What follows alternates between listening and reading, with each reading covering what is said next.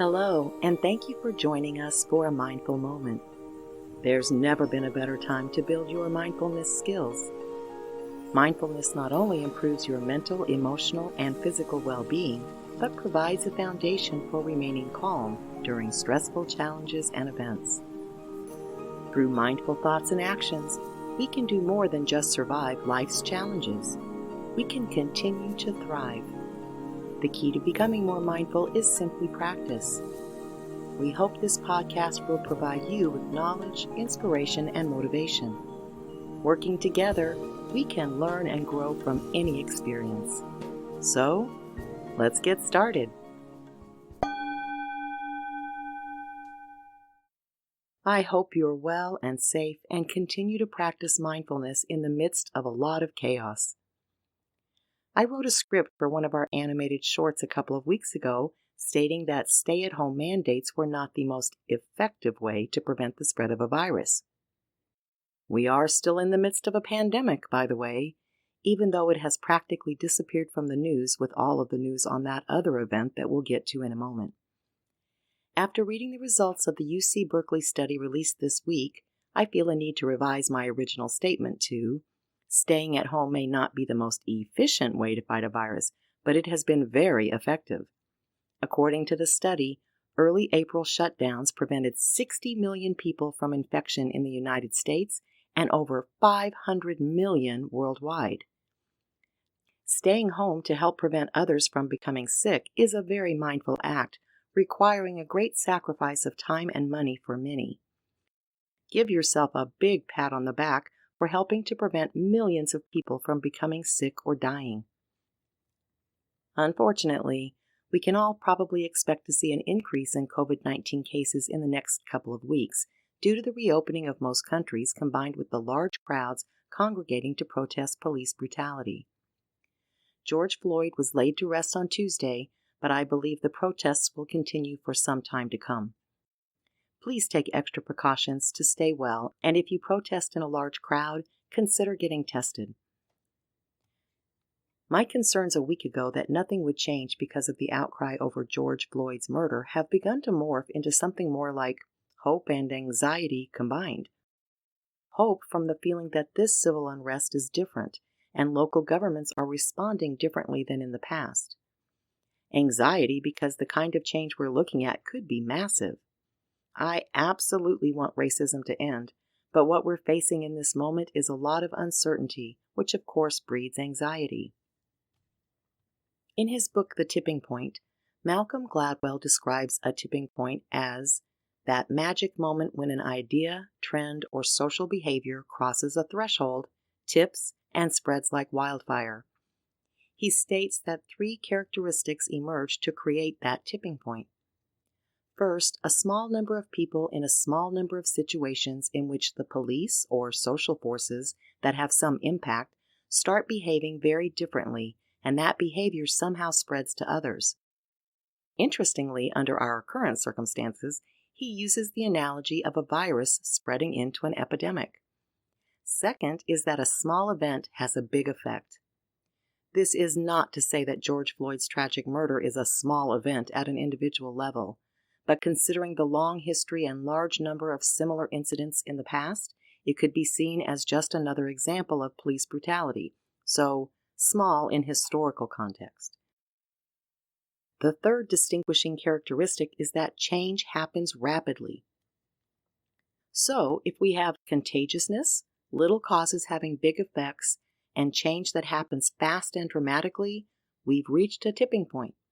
And tipping points tend to result in substantial and sustainable change. The current protests and global response to George Floyd's death feels like it might be a tipping point. Now, as we're in the midst of transition without clear direction and with no idea what the future holds, instead of focusing on external potential problems, blame, frustration, and fear, or as we struggle with what we should be doing in the outside world as part of this movement, what if we spent a little time looking inward first? Most people resist change through avoidance, and here we are with everything changing all around us. For many people, change may not be avoidable now. We need to understand our own biases, experiences, and values. We need to decide if we want our lives going forward to look like they did in the past, if that's even possible. But isn't now a good time to take stock of where we are, where we want to go, and what changes we may want to make on an individual level? And can we find the gifts that might be hidden in the unexpected events we're experiencing? How can we make changes in our lives under current circumstances, though? I asked today's guest for some help with this, from a mindful perspective, of course. Please note that we conducted this interview before George Floyd's death. Alison Canavan is an international motivational speaker, an integrative health coach, author, and UCLA-trained mindfulness facilitator. Welcome, Alison. Oh, it's so good to be with you, Teresa. Thank you so much for having me. Oh, I so appreciate it. I wanted to talk to you first about something we just did on another podcast episode regarding waiting. And I think there are a lot of people just waiting, thinking that they can't do anything about their situation or their condition or their life while they're confined to the four walls. And that's such an anxious state of being that it concerns me. And I wanted to know what your take was on that, or what you suggest to your own clients that maybe you're feeling like that.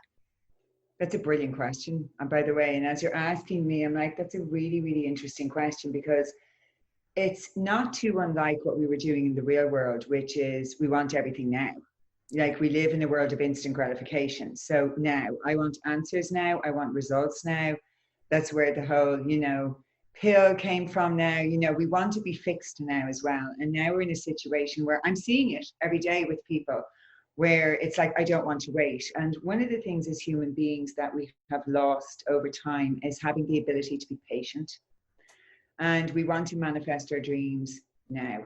And actually, when we begin to understand that patience is the key, and that we learn more on the journey than we do when we get to the destination. So I always say to my clients, and what happens the day this ends, if that's what you're waiting for?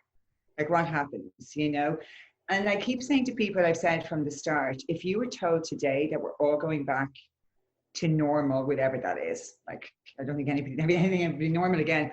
But if you were told today that everything was going back to the way it was on Monday, what would you think? And pretty much 100% of my clients have sat with it, and I've done some breathing with them, and they've gone, but I wanted to do this, and I wanted to do that, and I wanted to clear out the kitchen, and I actually wanted to do stuff in that room, and actually there was another thing. And all of a sudden now we reframe it, and it's like, oh, hold on a second, there is actually loads of things I would like to get done. So it's interesting just to observe in this moment, because if you feel confined by the four walls, you feel that way out in the real world too, because it's your limited paradigm thinking. It's the condition-based driven world that we operate from. So what I teach people is dream building. I teach that you can dream your life into being no matter what your circumstances. I don't believe that we're a product of our circumstances or situation. It's really from living a whole life of feeling trapped in my own circumstances. I come from a background of having mental health issues, being medicated for 20 years. I come from my own personal addiction background. And so I know that I always felt trapped and limited by what I had been told and by what was told to me about me. So it's interesting that when we begin to liberate ourselves and we begin to expand our thinking into a different type of thinking and a different way of being, we begin to see that anything's possible.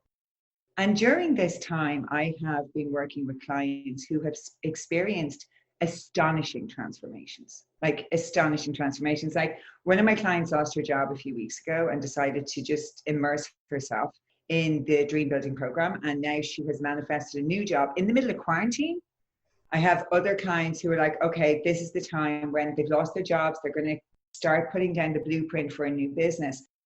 But I think more so than anything, and we're hearing this all the time, Teresa, and I suppose when we hear it all the time, people go, oh, not another person who's saying, this is a time to go within and do that It was something that we hear a lot, often we begin to ignore.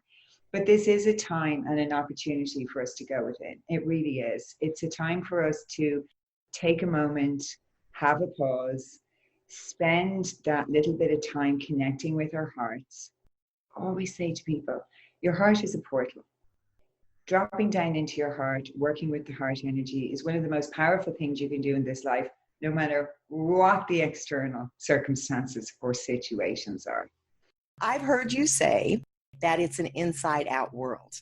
And that kind of sounds like part of what you're talking about here. So could you expand on that a little bit? Yeah, so I really do believe, because I was trained to, I entered the modeling industry at the age of 15. So I was trained into a world where it was the external world gave you your set of values and self-esteem. So how I looked each day, how I showed up, and it also depended on what someone said about me. Like, if that's what you're going to place your value and worth on every day, you're really walking a tightrope, of kind of not feeling very good and feeling vulnerable. And I used to wake up every day and go, oh, what will today bring? And I remember going into castings and people had looked through my book and some of them wouldn't even look at you. They'd still stay in the conversation and go, yeah, thanks. And I'm like, you didn't even look at a photo. When we wake up and we're waiting for someone else to validate who we are, we could be waiting our entire lives to hear the one thing that we're waiting to hear.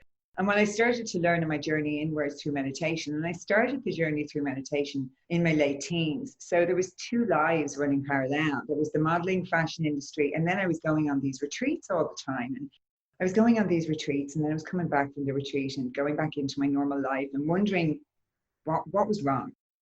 My consistency and my ability to show up for myself wasn't there. So I was looking for someone else to fix me. Like I was going on a retreat and I was sitting there and I was going, okie dokie, fix me.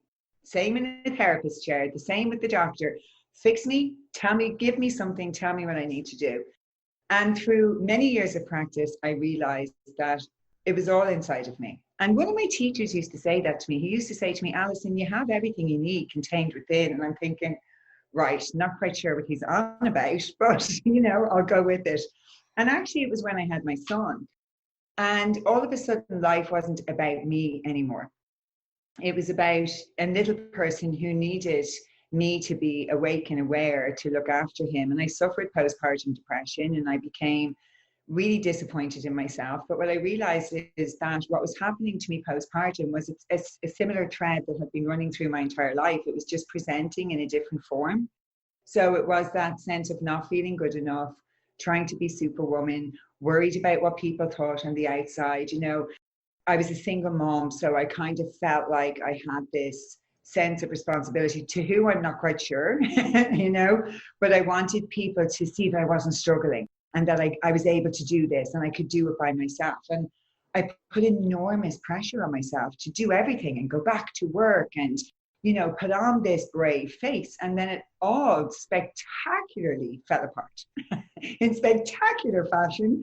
And what I realized in that moment was when I literally felt like I had nothing left, I just went within and I asked for help. And I really began to understand that when I went within, I was presented with answers and I was able to bit by bit by bit begin to work on myself and start to work on my self-esteem and change my daily habits and incorporate meditation daily and eat really good food and get out and connect with nature. And I all of a sudden started to see that there was another way to be, there was another way to live. And I was like, this is an inside out world.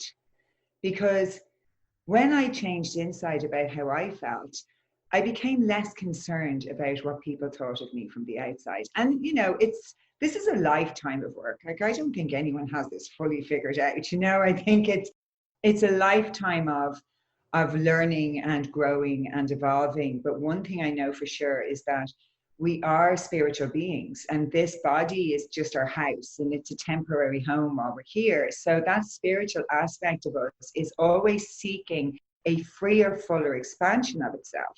And because I didn't see it that way and I felt that this avatar was everything, of course it was. I was in the modeling industry.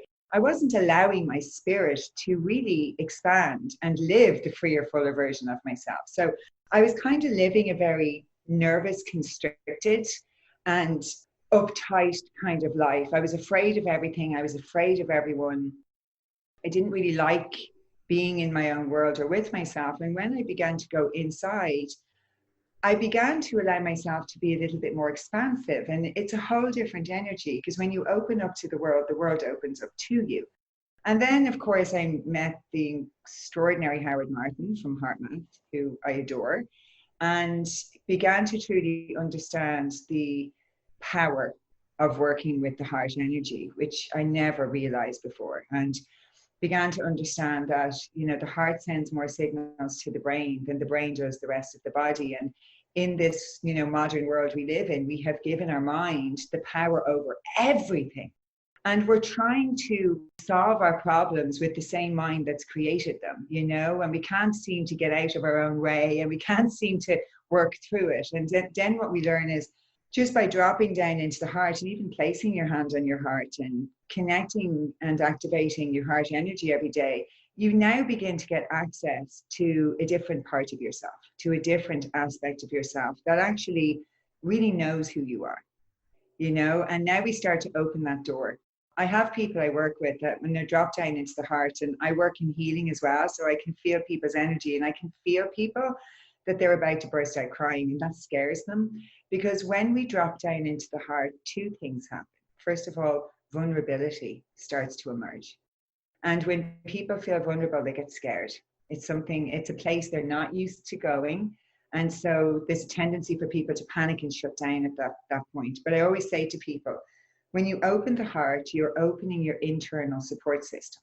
And on one side, vulnerability emerges.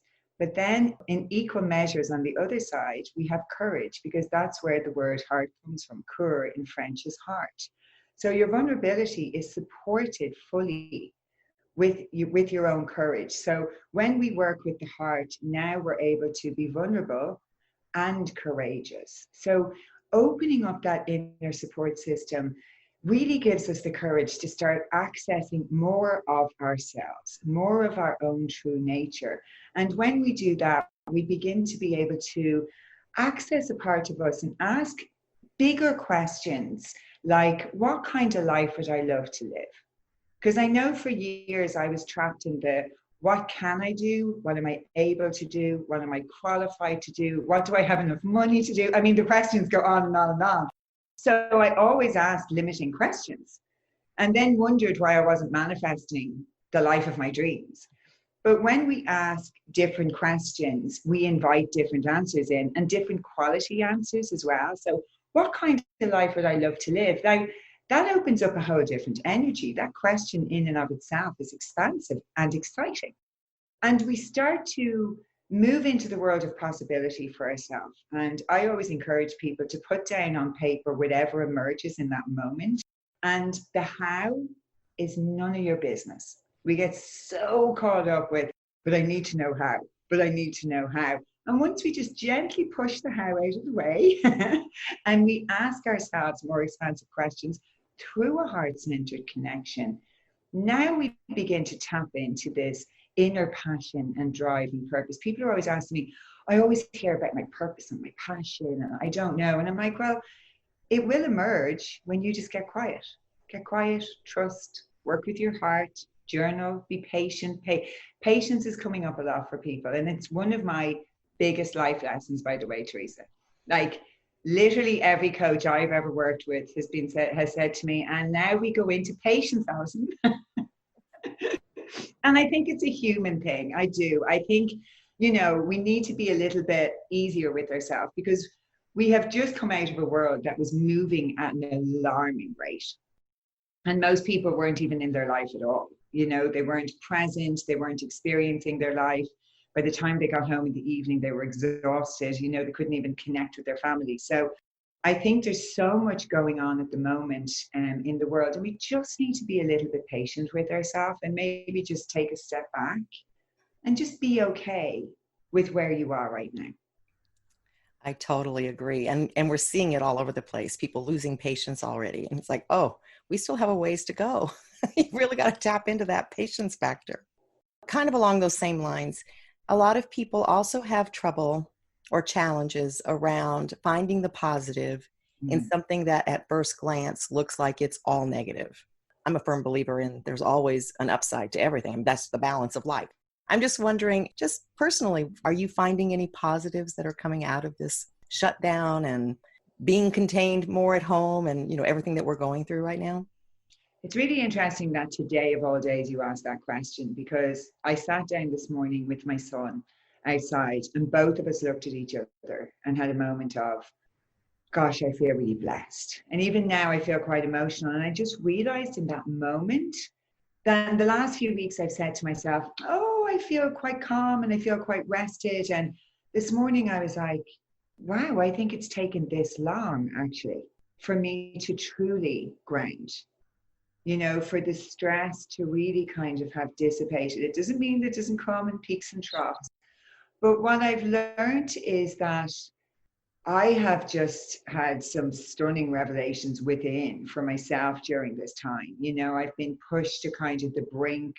And like you said there, it's like so much has fallen away, so much has fallen apart.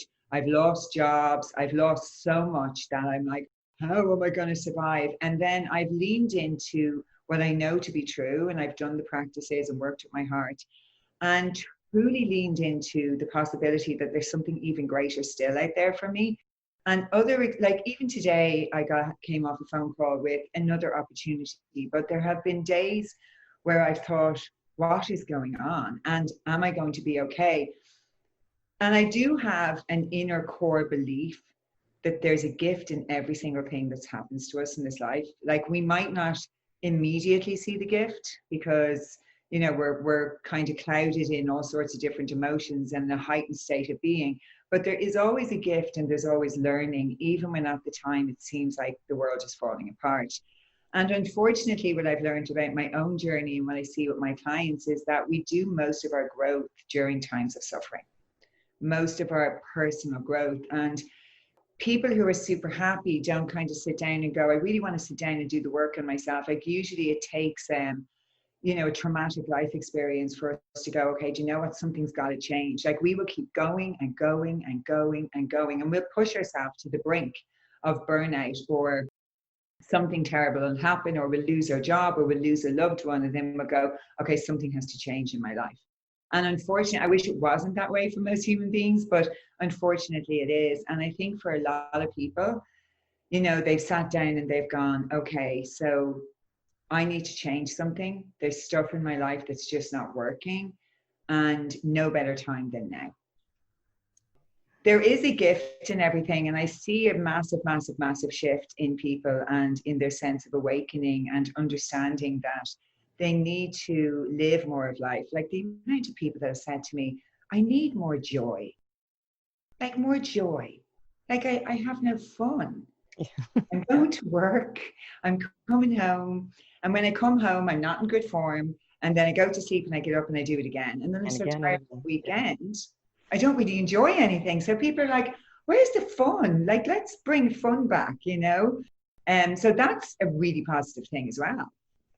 One final question, which is when you're feeling anxious, and I think it's important to say this, everybody feels anxiety. You know, you could be a lifelong meditator. It doesn't mean you're not human anymore. You're still going to feel periods of anxiety or frustration or any of the normal emotions everyone has. But when you hit that point that you're feeling very anxious, what is your go-to? What do you do to get recentered or to calm down quickly, or, you know, whatever your practice is? What is it?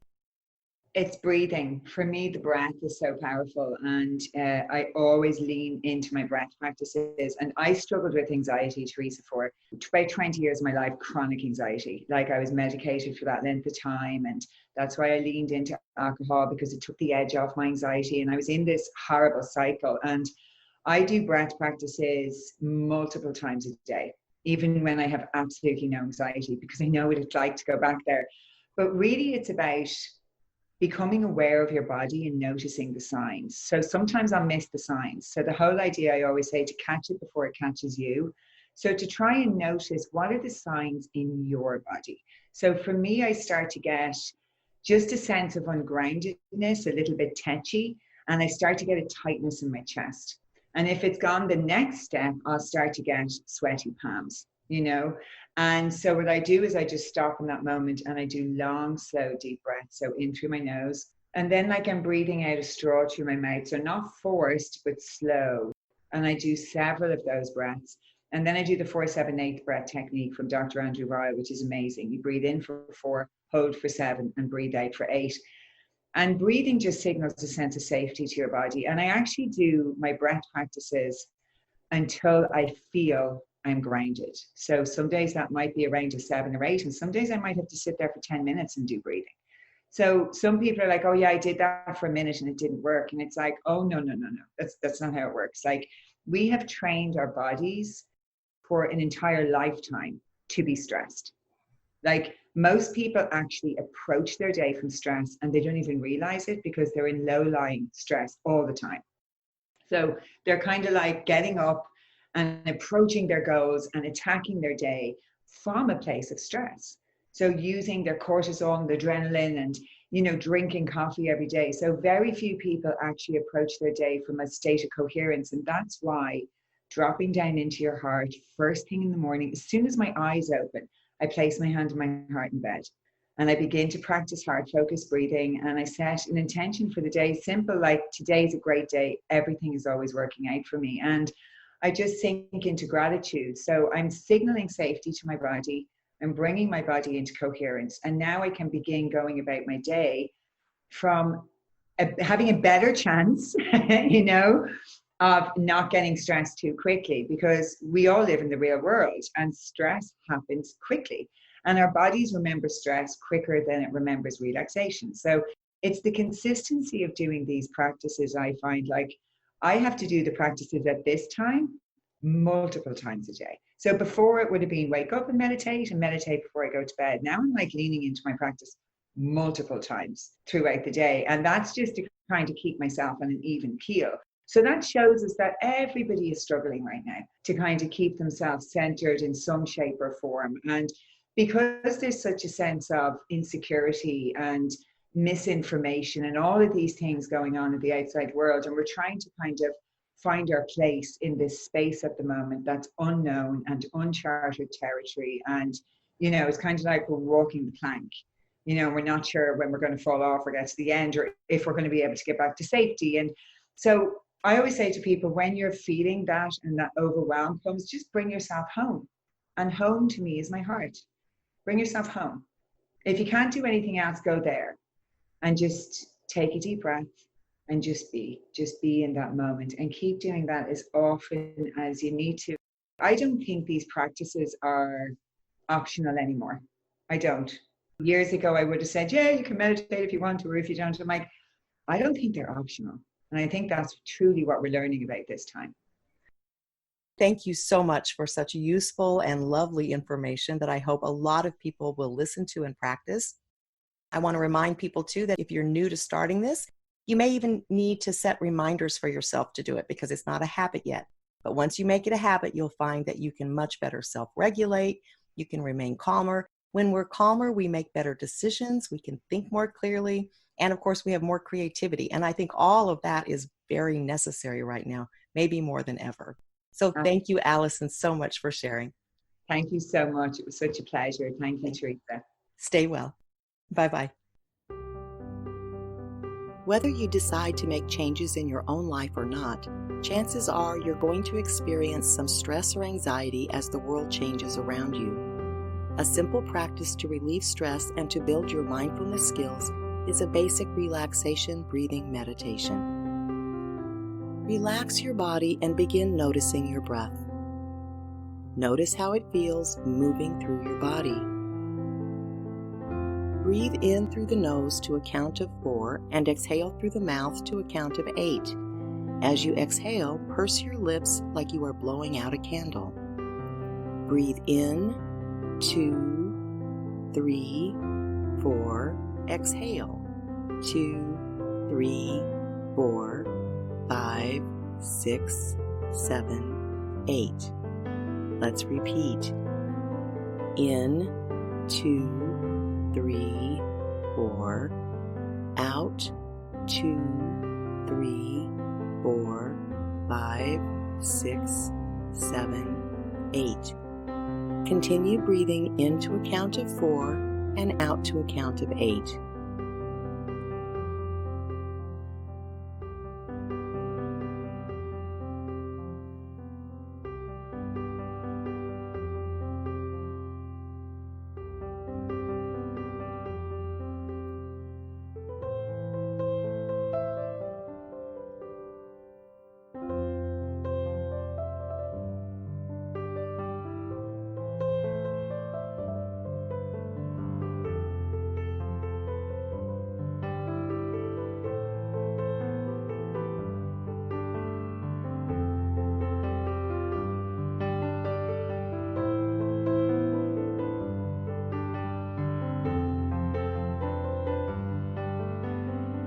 Practice this breathing technique anytime you feel stress or anxiety rising. You can also choose to practice this simple exercise throughout your day to create a healthy habit. Do it before you answer the phone, as you get into your car, each time you go to the bathroom, before each meal, and at bedtime. Remember that even as external events feel out of control, we do have control over ourselves. And that's what will help us not only survive trying times, but allow us to thrive, regardless of what's going on around us.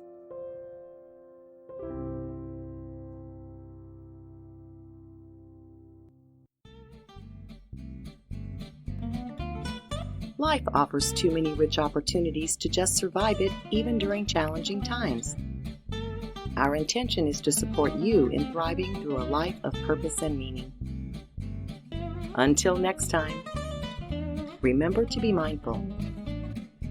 If you'd like to learn more about Allison, her full 360 events, or her coaching program focused on the achievement of true health and well-being for everyone by tapping into the power of human potential, visit her website at AllisonCanavan.com.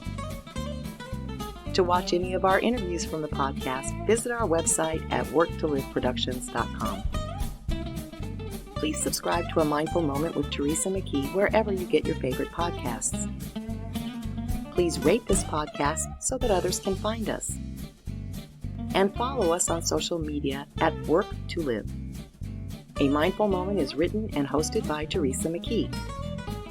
The Spanish version is translated and recorded by Paola Tile. Intro music, Retreat, by Jason Farnham. Outro music, Morning Stroll, by Josh Kirsch, Media Right Productions. Meditation music, Shattered Paths, by Akash Gandhi. This podcast is produced by Work to Live Productions. Thank you for tuning in.